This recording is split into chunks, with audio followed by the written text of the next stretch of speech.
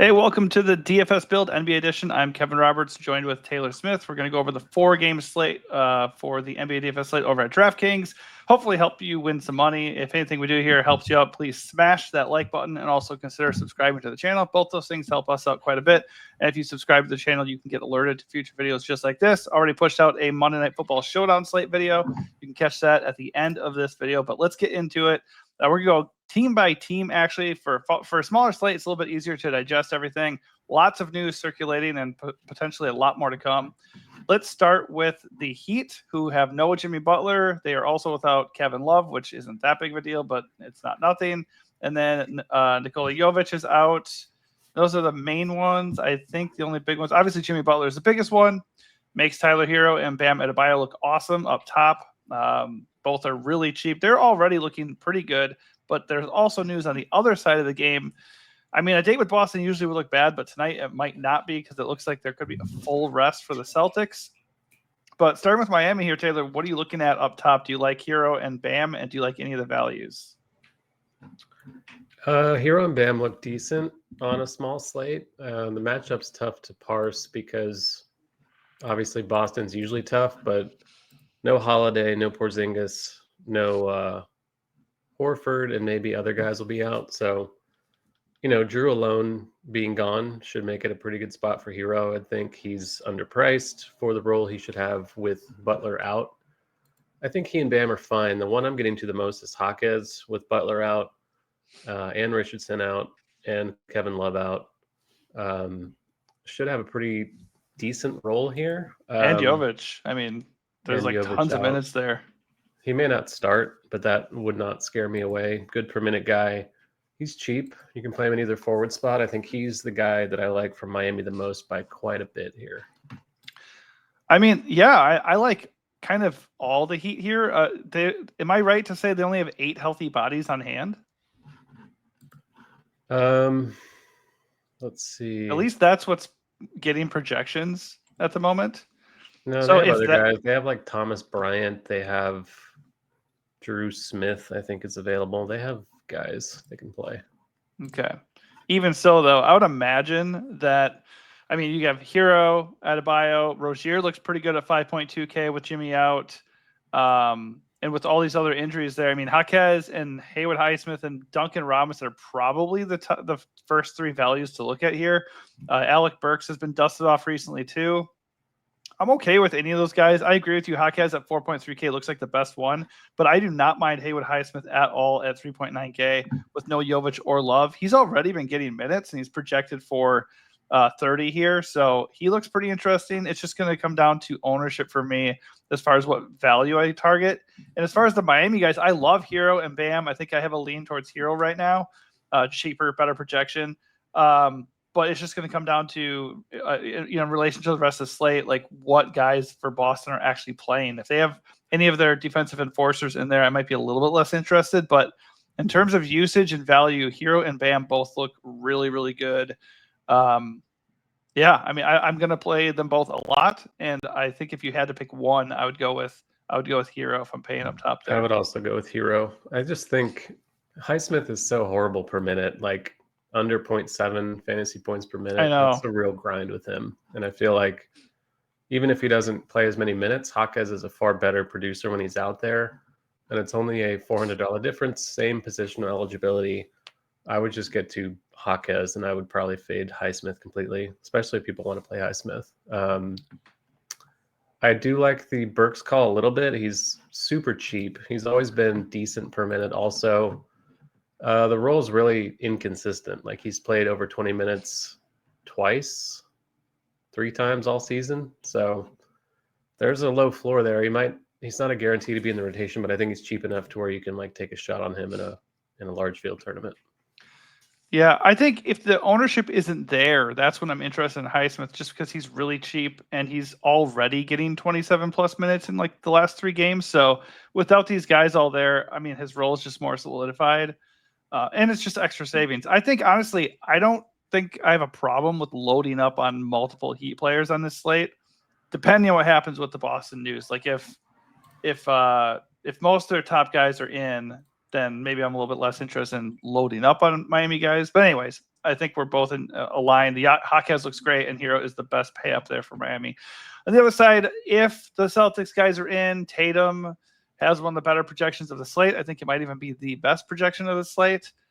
He would have monster usage more than usual because we know for sure Drew Holiday and Porzingis are not playing. And then maybe he's by himself with Jaylen Brown and or Derek White also out. We'll just have to see what happens. But all three of those guys I just mentioned look really, really good if they are in. And they benefit even more if one of the other guys end up missing. Peyton Pritchard at 5.5K. He's going to be good anyways, just because no Drew. I would probably at that price need him to start to feel really confident in him. So I would need Derek White to also miss to get him thrusted into the starting lineup. So we're kind of in limbo here, but how are you feeling about the top Boston spends? Where are you at with them and what values are you trying to prioritize? Pritchard looks like maybe the best play on the whole slate as of now, and he can only get better depending on news that happens later. I'm not expecting him to start if it is the way it is now with White, Tatum, and Brown in. I would think Hauser would start and maybe like Taylor or whoever, but the minutes will still be there for Pritchard. He's cheap. He's good per minute. Matchup's okay enough for a point guard, shooting guard type like him. It's very hard to get away from him. He's going to be popular no matter what, but it's good chalk, I think. Ditto for the other ones. White looks like a good value as well without Holiday. He gets a big usage boost. Tatum and Brown. Tatum, like you said, maybe the top overall play on the slate. I don't have an issue with any of them. I think Hauser's playable at 4-5, assuming he starts. And Cornet, I have a little bit of. With Porzingis and Horford out, he and Keita should see most of the center minutes, I would think. Keita is a bit more expensive. They project similarly, but I'm just kind of getting the savings with Cornet, even if he doesn't start. But Pritchard is an awesome play, and I think he can only get better later on. Did I call him Pritchard again? I didn't notice if you did. Okay. Pritchard, in case. So here's the thing. I was actually looking at the Roto-Grinders projections when I was talking about Pritchard at first. And on the screen right now, you're seeing Taylor's projections, which Are you your projections sharing the haven't. screen? Because I don't see it. Oh, no, I'm not sharing the screen. You're right. Just seeing our beautiful faces instead.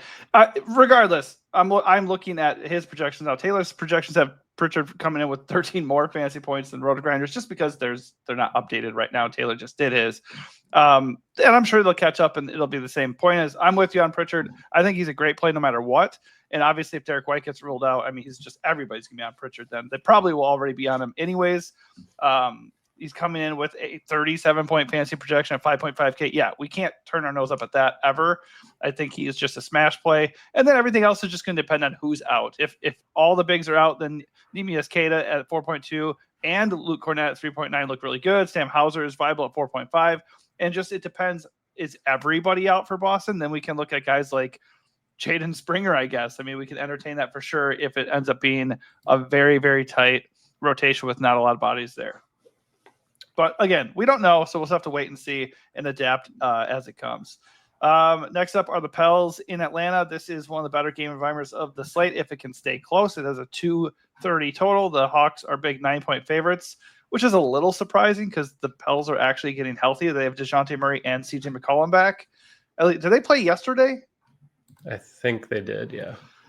So they just came back. So it is possible that they both or one of them could end up sitting. As things stand, they are in the projecting for 34 and 35 minutes. They are still way too cheap if they're going to be playing that much. It's a great spot against the Hawks. DeJounte at 8K feels really cheap. And, Zion is still not there. So the usage is going to really just be spread between McCollum, Ingram, and DeJounte Murray for the most part. So I'm fine with any of them. I think I prefer DeJounte Murray just because we know what his ceiling looks like. But McCollum at 7.4 looks really good. Trey Murphy at 6.2 looks really good.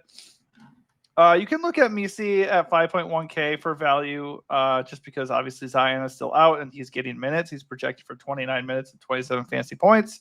I think he's an okay value. Don't think he'll be super necessary. But yeah, I think Trey Murphy feels almost like a core play on this slate. And if I'm going to pay up for a Pell, I think it's going to be DeJounte. I like McCollum. I think his minutes are a little bit safer.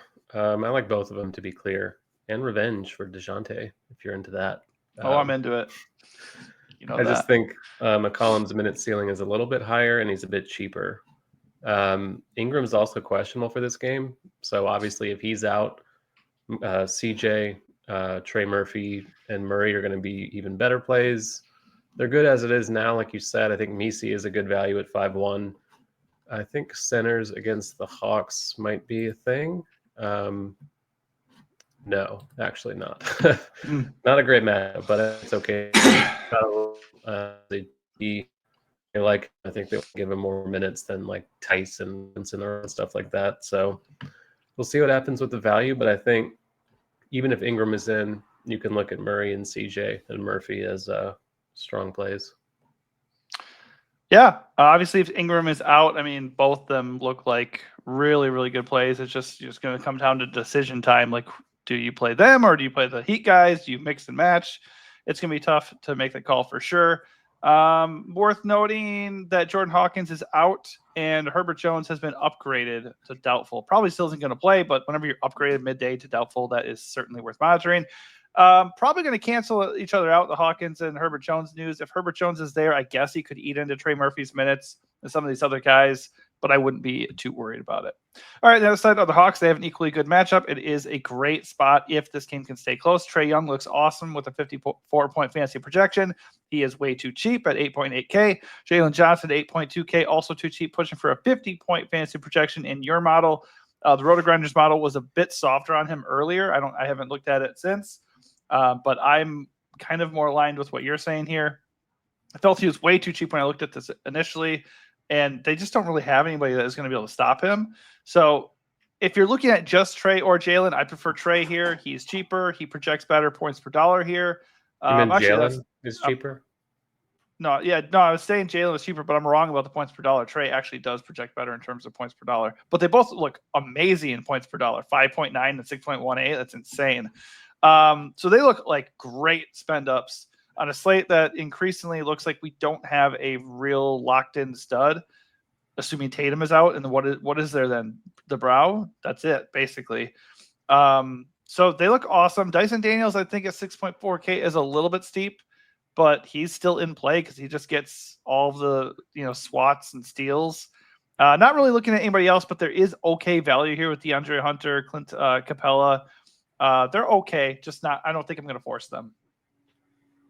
Yeah, Hunter projects like a god for me. I think it's because his per minute rate this season has been better than it has in years past.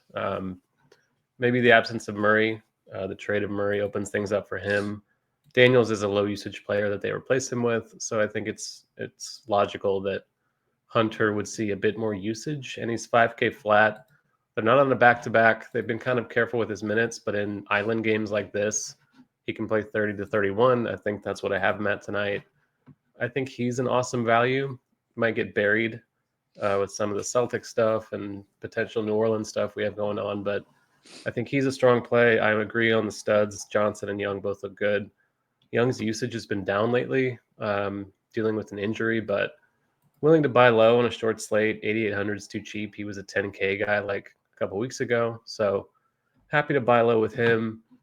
And then I guess you can play some Capella and a Kongwu, not together, but not my favorite values. Yeah, I agree. If you're going to go for value here, Hunter is the one that stands out the most for sure. I think Capella is still in play, just not a priority. But yeah, the studs look really, really good here. If I had to pick one right now, it would be Jalen Johnson, though, for the Hawks anyways. All right, the Nets take on the Bulls. This really could be the game of the night, too, assuming it stays close. It does have an 8-point spread with the Bulls favored in Chicago with a 232.5 total, so it could be a fun one. For the Nets, they are missing some bodies, too. Who's all out for Brooklyn here, actually? No Cam Thomas. That's important. No Zaire Williams. No Dorian Finney-Smith. Ben Simmons is out. He's out. He's not listed as out, but I see that he's not going to play. So, okay, so he's out. And Cam Johnson is questionable. So, my gosh, this is the slate of value and no studs to pay up for. So, of course, right? Of course. In terms of who's actually popping for them, not really anybody, which is a little bit surprising because the Bulls are a very good matchup. Nick Claxton comes in with the best fantasy point projection for the team, but that's probably going to change. I would assume that will get updated, and some of these guys are going to look really good because they look really shorthanded in a smash spot if the game could stay close. Claxton looks good at 6K. Watford at 4.4 would look good. Jalen Wilson at 4.7. I don't really want to trust Tyrese Martin or Shake Melton, but they would look good because the matchup is really, really good. Who am I missing out here? I mean, obviously, if Cam Johnson plays, he would be a smash at 6.6K with all these bodies out. I mean, is this just a blowout waiting to happen? I mean, it feels like it. What's the spread? Like 6 or 7? It's an 8 point spread.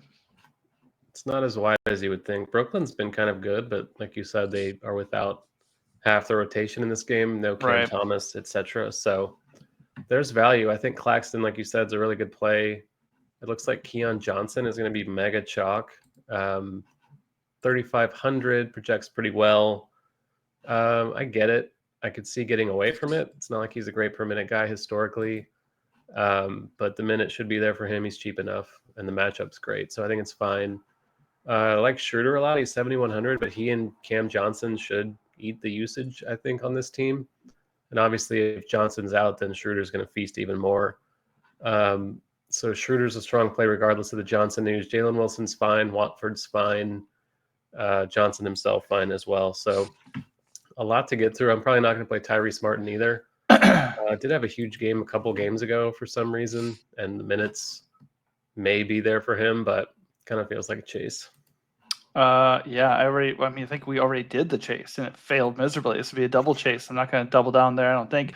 Yeah, I missed Dennis Schroeder because he wasn't in there when I was looking at it, but he looks awesome at 7.1K. I think he's great even if Cam plays. Him and Cam both look really, really good. He would just be probably an auto play for me, even at that price, if Cam Johnson is out, because he's just going to have the offense all to himself. And then you just have to hope the game stays close. Yeah, I mean, for the Nets, it's just going to be like, who's starting, and whoever starts is going to be where I'm going to, prioritize first, just because I don't want to play around with these ghastly guys off the bench, even though the game could blow out and that could be okay. And they are going to have a short rotation. So we'll see what happens. But right now, I think it's probably Schroeder, Cam Johnson if he plays, and then I don't mind Watford or Jalen Wilson, but depending on the lineup. All right, so on the other side, the Bulls look really, really good. The Nets are a good matchup. The Bulls are favored, high-scoring, fast game. Vooch looks great. Vooch projects very well. He's way too cheap at 8.4 for this price. One of my favorite plays was the entire slate. LaVine at 7.8. His price is ticking up enough to the point where, like, if I'm going to get there, I think I'd rather just pay for Vooch. Kobe White, I think, is questionable. Let's see. Yeah, he's questionable with an ankle injury/issue. Okay, so if he's in at 6.9, he's fine. I think I would prefer him to LaVine at this point. But if he's out, LaVine would look obviously better, and Josh Giddey at 6.3K would look pretty darn good too. Right now, though, Ayo Dosunmu is probably the one I like the most that isn't named Vooch. But all these guys look pretty good. I don't have a problem if you get to them. I just think if I was going to look at Bulls, Vooch is the first guy I'm looking at. Yeah, I think LaVine looks the best here overall. Still a pretty good price on him. I don't mind the matchup. Vooch also, no qualms with that. If White is out, I don't know who's going to start. It would be so ball. Even if it is, he's surely on a minutes limit. He has like barely played in the last 10 years, so don't really think you can play him even if he starts. But yeah, I don't think I really mess with the fifth starter unless it's like THT. I guess you could play him if he sees extended minutes at a cheap salary. But really just the starters. If White is out, Vooch and LaVine are going to look better. Mm-hmm. And Dosunmu as well should have a cleaner path to minutes. I still don't really trust Giddey, but if White is out, in theory, Giddey could also see a minutes hike. I mean, Giddey's crushing kind of relative to his price tag and role anyways. Like if he can get 5 more minutes, that's a smash at 6.3K. Like, he's topped out at 25 minutes in the last 4 games. Know. Paying 6,300 for that is kind of dicey. But he would be the point guard if Kobe is out. I think if Kobe's out, I really like Giddey. If Kobe is in, I'm not going to do that 6.3K. Either way, Dosunmu looks pretty good at 5.3K, but they're all in play. Fully stacking this game is an option. Not super against it. All right, Lakers and Timberwolves last game of the night. Obviously not the most amazing matchup on the road here against Minnesota, but matchups kind of mean nothing at times. Anthony Davis is probable. Austin Reeves is questionable. That could be huge. We know that D'Lo missed the last game, and he is expected to be back after dealing with an illness. So that kind of might negate itself a little bit. D'Lo could end up looking really good at 4.4K if Reeves is out. I think D'Lo's in play no matter what, but not a priority if Reeves is in, I don't think. Jackson Hayes and a bunch of other guys are also banged up. You have LeBron with Brow. Both look like studs worth paying up for. I think on a slate like this, it's going to be interesting to see where their ownership is. Right now, it's not really high because there's a lot of nice mid-range guys that are going to get ownership, and there's obviously Tatum there too for the moment. But Anthony Davis looks good projection. LeBron's projection is a little bit weaker, so I'm not as interested in him as I normally would be due to the ownership kind of flocking over to the Brow more. But both look really good, and I also like Dalton Connect again at 5K. Rui Hachimura at 4.8K also looks like a pretty good value. Yeah, I think Connect and Rui are going to look better if Reeves is out. I think the minutes would be more secure. You can consider Max Christie again if Reeves is out, but Russell being back is going to tank Gabe Vincent, who apparently played 31 minutes last night in the starting role. I guess Vincent could start if Reeves is out again, but presumably Russell would eat into his minutes, and Vincent's a really poor per minute guy also, so don't really want to play that. If Reeves is in, I'm not making anything a huge priority here. I think, 39-year-old LeBron on a back-to-back does not sound very fun to me. I think AD is fine. Much prefer Tatum if Tatum is in, but AD as a pivot, assuming he gets a fraction of the ownership, is always in play. Yeah, I think that's one of the bigger things for me here. I think Tatum would get more ownership, which is another reason why I kind of want Tatum to be in. I'd go get other Boston guys and then up top pivot from Tatum to Brow, who apparently, if Tatum plays, is not going to be very owned. I definitely agree on the LeBron thing. I like the price, but I don't really want to play LeBron on this slate. I'm kind of on Connect regardless because he's getting pretty reliable minutes, 30-plus minutes. I think D'Lo returning could hit that, so I like your point where you're not super into him unless Austin Reeves is out. I do see that. That is definitely arguable. I think at 5K, though, the role he's had, I think it's okay to take a shot on him as is. On the Minnesota side, obviously, Anthony Edwards is going to lead the way. Let's see here. His projection is 44 fantasy points, only 9.3K. He feels a little cheap. Pretty solid spot for him, too. He's also not garnering monster ownership, so I like him a good amount for tournaments as a spend up. I don't really know if this is a slate where I feel like I need to go get more than one stud. I think I'm going to pick, Tatum if he's in, Brow, maybe Anthony Edwards. Just pick that one guy you really like and then live in the mid-range for the rest of it. Could argue that you don't even need to go up and get one of those guys anyway. So also there's Julius Randle, who projects pretty well, only 7.7K, a little bit of revenge game. Rudy Gobert always looks pretty good just because he has a really nice floor. I don't know. I don't see anybody else that I have to have. I always look at Naz Reid. He's always around 5K, and he gets good usage and good fantasy point per minute guy off the bench. Not really a priority right now, but I don't mind him. I think for me, for the most part, it's going to be Ant, Julius, and Rudy probably. I think Reid is a phenomenal play. 4,700 is like the cheapest he's been all year. The Lakers generally a pretty big team. I don't think his minutes will get squeezed or anything like that. I think he's pretty strong value. That's really it. I guess Conley you can make a similar case for. His minutes are also not secure ever, but I believe this is an island game for Minnesota as well. He has been playing a bit more. He's played 30 plus in 4 games in a row. So 30 minutes of Conley at 4,800 in an exploitable matchup against Lakers, I think is pretty interesting. Not really getting to the studs. I think Edwards just projects poorly compared to the Hawks, who are cheaper than him. He's kind of in like general. You got the cheaper Bulls, you got the cheaper Hawks. I mentioned the cheaper Pelicans, you got the cheaper Heat. And then if you go up top, there's Boston and there's the Lakers. So Edwards in no man's land, not really on my radar. Don't love the bigs other than Nas either. Gobert has been kind of underwhelming this season. Randall generally doesn't have a huge ceiling either. So Nas Reed and Conley, favorite plays here by kind of a lot.